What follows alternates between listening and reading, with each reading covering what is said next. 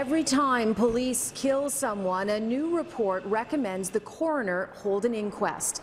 A sweeping review of police oversight was presented today, and the justice heading it up wants the government to legislate officers facing misconduct to cooperate with investigations or face fines, even jail time. And he wants whistleblower protections to encourage officers to raise concerns about the conduct of fellow officers. Yet here at Queen's Park, there's definitely a sense of déjà vu. This is not the first time better police oversight has been called for, but with the Wynne Liberals at only 12% in the polls and an election looming, it just might be the time that these recommendations are taken seriously and not gather dust. This was the pivotal moment that led to today.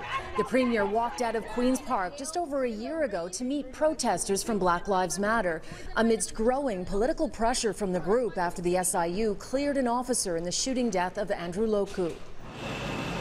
In all, today's report makes 129 recommendations, like making SIU reports public. But it's not the first time many of these recommendations have been put forward. Over the past 9 years, former Ombudsman Andre Marin wrote 2 separate reports with similar sweeping recommendations to overhaul the police watchdog, but they were shelved. They didn't adopt the recommendations due to vehement police opposition. Now, I expect the police to freak out when they read this report. This is very strong stuff, very powerful. It's overdue.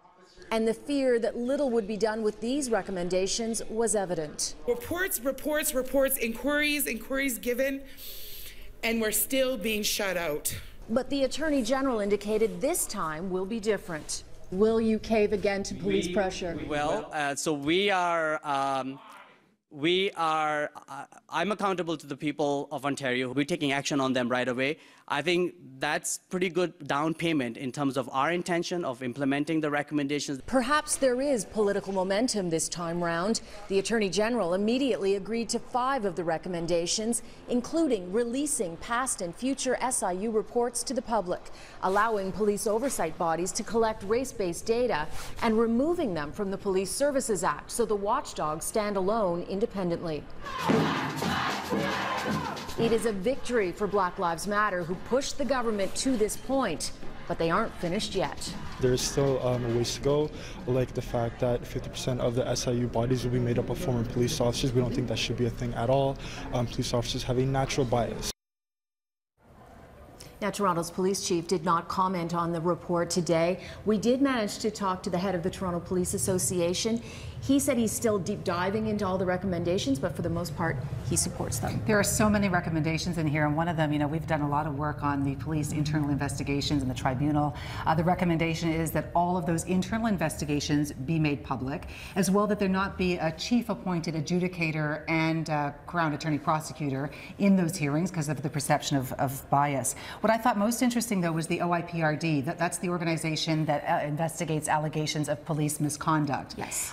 Currently, the way it works is those complaints, if you go and make a complaint about a police officer, it's sent back to the police officer's force to investigate. And this justice says that's not happening anymore. He wants that to end and have it be the OIPRD that actually does the investigation. And many are celebrating the fact that if all these recommendations are approved and legislated, it would go a long way for more transparency.